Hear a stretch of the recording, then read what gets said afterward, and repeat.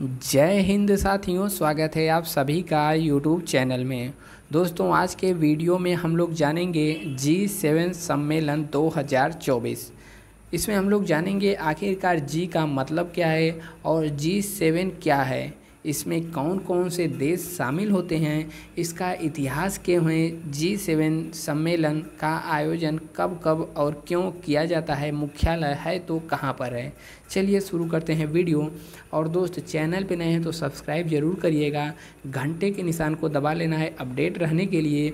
और जितने भी प्रमुख संगठन हैं जैसे सार्क हो गया, ASEAN, SCO, world bank, IMF, EU, NATO, UNO, अधिकतर के बारे में हमने ऑलरेडी बता दिया है। और आप प्लेलिस्ट में जाएंगे, प्लेलिस्ट वाले सेक्शन में, तो आपको इसका वीडियो, आपको इसका PDF नहीं बल्कि आपको यहाँ सारा क्लास मिल जाएगा एक ही जगह।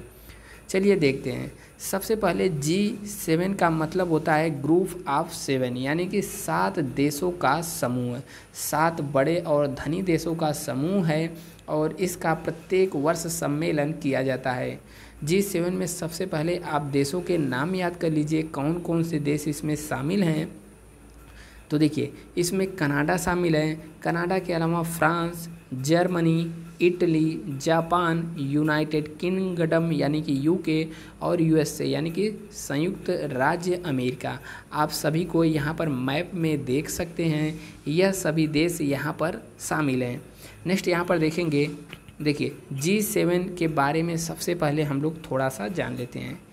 G7 का पूरा नाम है ग्रुप ऑफ 7, यानी कि 7 देशों का समूह, 7 देशों का ग्रुप, जो कि एक अनौपचारिक वैश्विक मंच है। यह समूह Italy, Canada, France, Germany, Japan, United kingdom और अमेरिका को एक साथ लाने को काम करता है। यूरोपीय संघ यानी कि यूरोपीय यूनियन भी इस समूह में भाग लेता है और 1973 के ऊर्जा संकट के जवाब में आर्थिक और वित्तीय सहयोग के लिए एक मंच के रूप में G7 की स्थापना की गई थी। पहला इसका शिखर सम्मेलन पूछे तो याद रखिए 1975 में फ्रांस में आयोजित किया गया और इसके बाद प्रत्येक साल देश एक एक क्रम से हर एक देश में आयोजन होता है। देखेंगे 1976 में इसमें कनाडा भी शामिल हो गया, जो कि G7 का वर्तमान स्वरूप भी है। 1997 से 2013 के बीच G7 का विस्तार G8 में हुआ। G8 8वां मेंबर रूस बना था, जो कि वर्ष 2014 में क्रीमिया संकट यानी कि रूस ने आक्रमण जब किया क्रीमिया वाले क्षेत्र में, तो यहाँ पर क्रीमिया नियंत्रण में लेने के बाद रूस को इस G8 के समूह से बाहर कर दिया गया। तब से इसका नाम G8 से हो गया G7। और हर साल 1 जनवरी से शुरू होकर हर कोई एक सदस्य देश बारी बारी से समूह का नेतृत्व संभालता है। 1 जनवरी 2024 को इटली ने इटली, ठीक है, वर्तमान अध्यक्षता कौन कर रहा है? इटली। इससे पहले कौन था? जापान अध्यक्षता संभाल ली है और वर्ष 2024 में कनाडा को सौंप देगा। देखिए, यहाँ पर बात करते हैं G7 में कौन कौन से देश आते हैं, तो आप यहाँ पर G7 के सभी देशों को देख सकते हैं, Germany, UK, France, Canada, US, Italy और जापान। इसमें जब रसिया को मिला देंगे तो G8 हो जाएगा, जो कि वर्तमान में नहीं है क्योंकि रसिया को इससे निकाल दिया गया है। और यह सभी देश प्लस तुर्की, यूरोपीय Union, Argentina, Brazil, South Korea, Mexico, China, Indonesia, Saudi Arab, Australia, India और साउथ अफ्रीका, जब इन सबों को मिला दिया जाता है तो G8 से होकर के क्या हो जाता है? G20। तो G20 में यानी कि ग्रुप ऑफ 20 में इंडिया भी शामिल है, याद रखिएगा। कभी क्वेश्चन पूछ दे कि क्या G20 में इंडिया शामिल है? बिल्कुल शामिल है। G7 में इंडिया है कि नहीं है? नहीं है, लेकिन उसमें भाग देता है, मतलब जहाँ पर मीटिंग होती है इंडिया को भी बुलाया जाता है। तो यह हो गया G7, G8 और G20। अब इसका इतिहास क्या है, तो आप यहाँ पर इतिहास भी देख सकते हैं।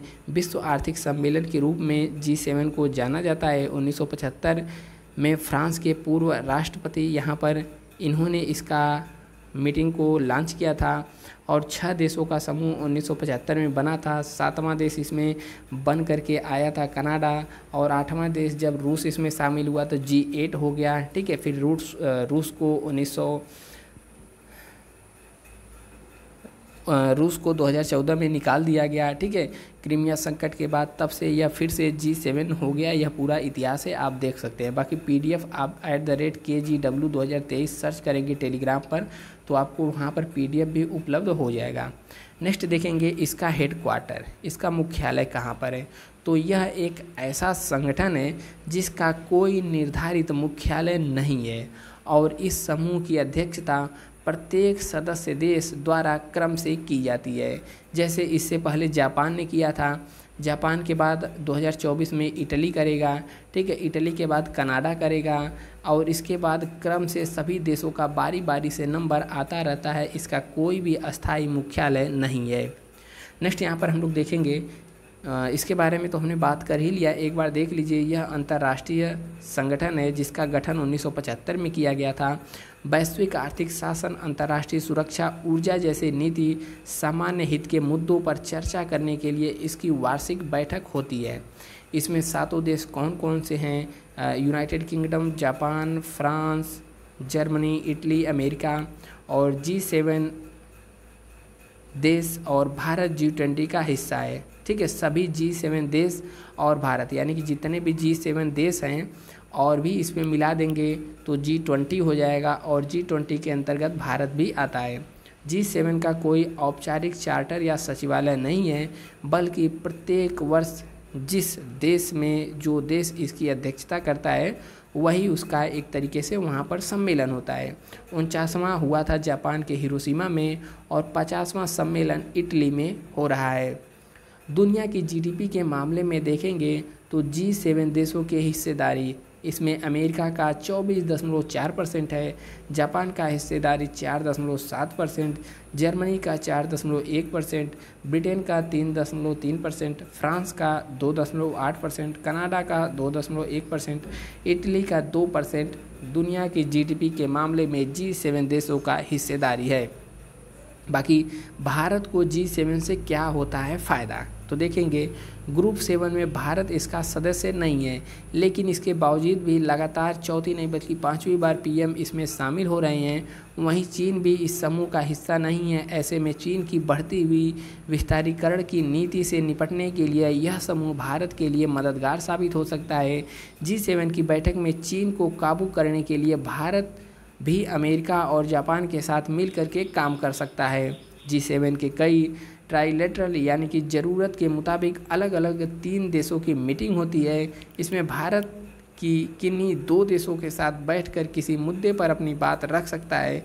इसमें शामिल होकर भारत इन देशों को तेज़ गति से विकास करने की रणनीति पर भी अमल ला सकता है। UN में फैसला हुए बिना इस समूह के देश दूसरे देशों के आंतरिक मामलों में दखल देते हैं। इससे भारत सहमत नहीं है। वो गेस्ट के रूप में भारत को बुलाते हैं। इन मामलों पर भारत जो है अपना अच्छा पक्ष रख सकता है। तो बस दोस्त इस वीडियो में इतना ही। बाकी वीडियो पसंद आया है तो ज़रूर यह सभी वीडियो देखिए, बाकायदा डिजिटल बोर्ड के माध्यम से हम आपको बताए हैं सारा चीज़। मिलते हैं नेक्स्ट वीडियो में। जय हिंद।